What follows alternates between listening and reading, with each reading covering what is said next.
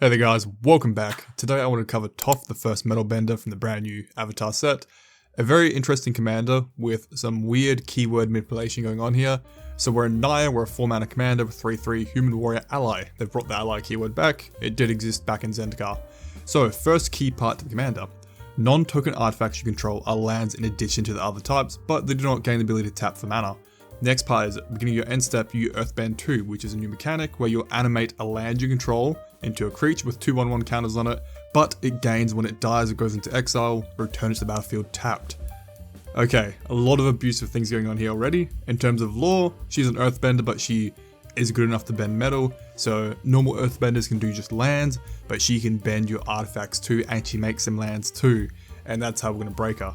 Next part is having anything that's been Earth bent, having ability to recur through death or exile. Now there's a lot of powerful artifacts that when they go into exile, you can do some effect, but you can't recur them because they've gone into exile, but we can break that.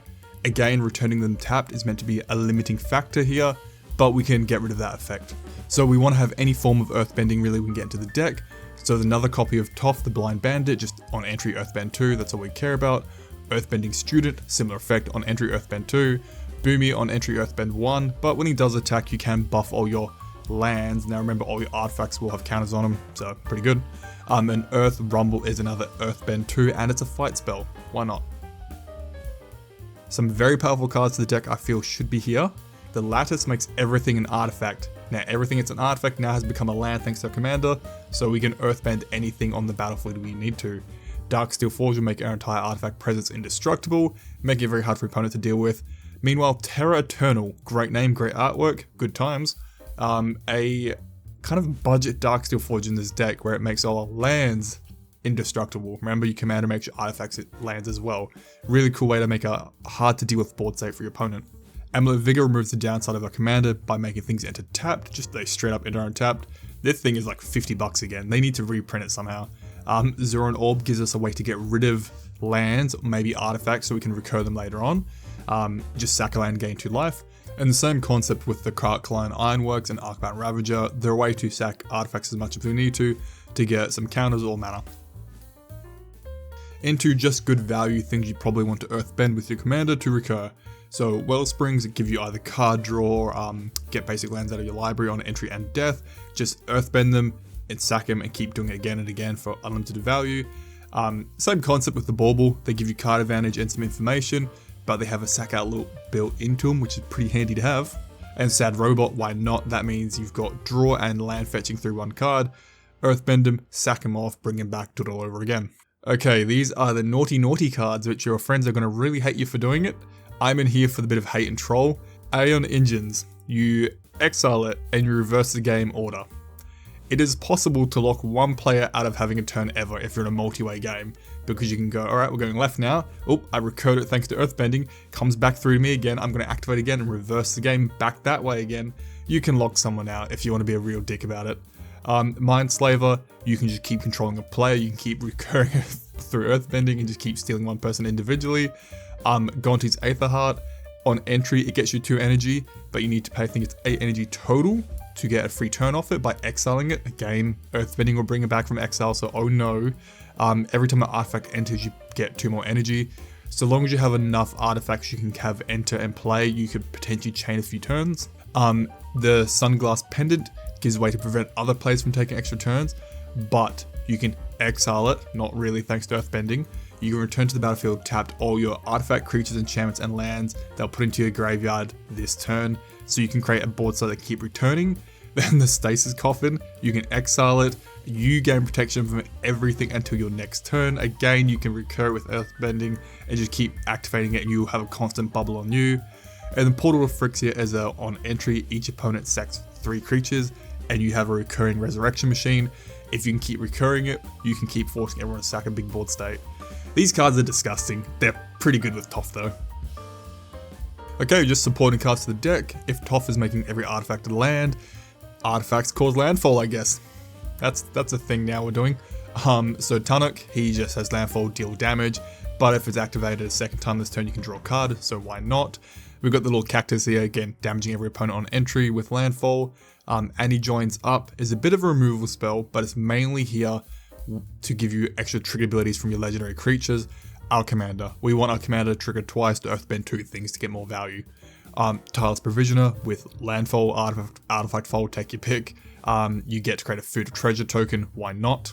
In terms of winning, you can go full token production through a landfall. A Veggie Zendikar can make a ton of plant tokens. Omnath will make a ton of 5/5 elementals that if they die, you start lightning bolting everything. The Bailiff will make 4/4 beast tokens all day long. Marrow the Sorcerer will make 3/3 badger tokens all day long, and it's, it gets big.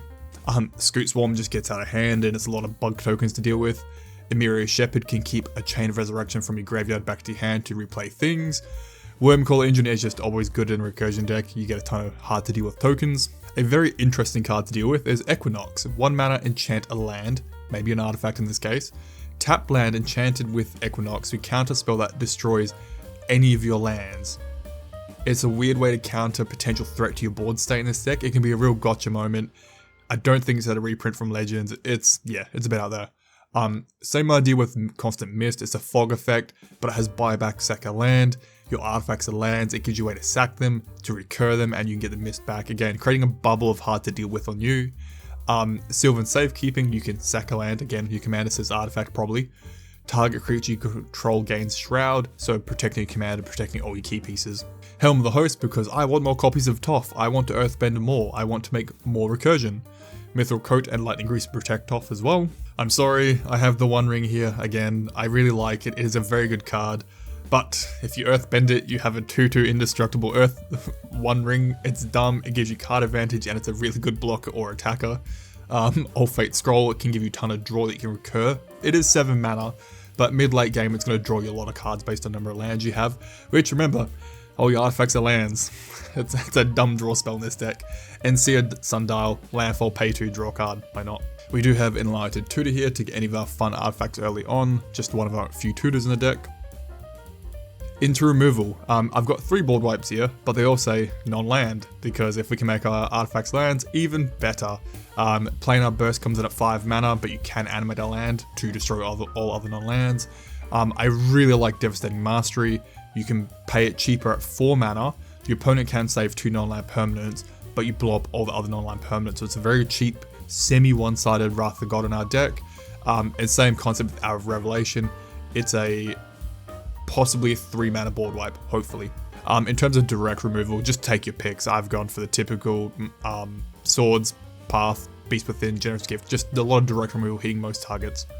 Vandal Blast can be pretty fun too, where heavy artifact presence just kind of nuke the board. Even better if you have the Lattice out and you can blow up everyone's boards. Into ramp, the Omen and Chromatic Lantern can produce mana again for all our lands. Remember, our commanders made them lands, but they can't tap for mana because they haven't gained a type to do it.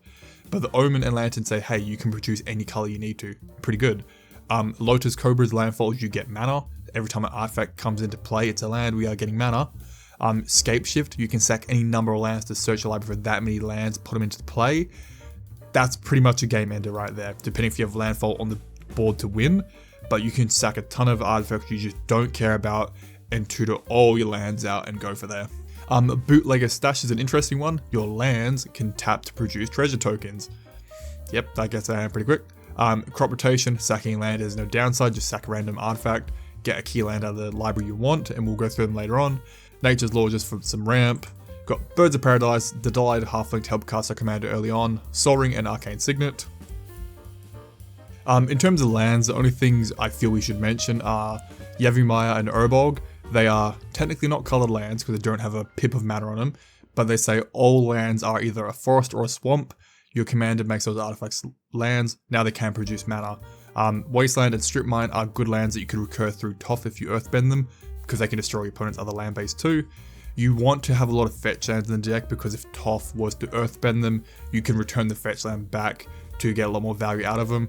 And we should really mention the Field of the Dead. When it or another land enters the battlefield under your control, if you have 7 or more different name lands, you start creating zombie tokens. It's very powerful, it is a game changer, but that's a really good combination with your commander with everything being lands. And that is Toph the First Metalbender. I didn't realize changing your artifacts into lands in addition, how scary that can be and how abusive we can do it with Earthbending Resurrection. If Nye was to get more copied trigger abilities, or more clone copy tokens of Toph some way, this deck will get a hand very quickly. Alright, I think that's it. Scary Commander. The set seems pretty interesting so far. There are a lot of cool potential commanders. Yeah. Alright, thank you for watching, guys. I enjoyed this one a lot, especially the Naya player. I love Marath. Thank you for watching. Please give the video a like and a sub. We are getting up there into 6K soon. And thank you so much for your support, everyone, and especially to my patrons for the direct support. Alright, see you later. Bye. You finna throw all this garbage into the hot box.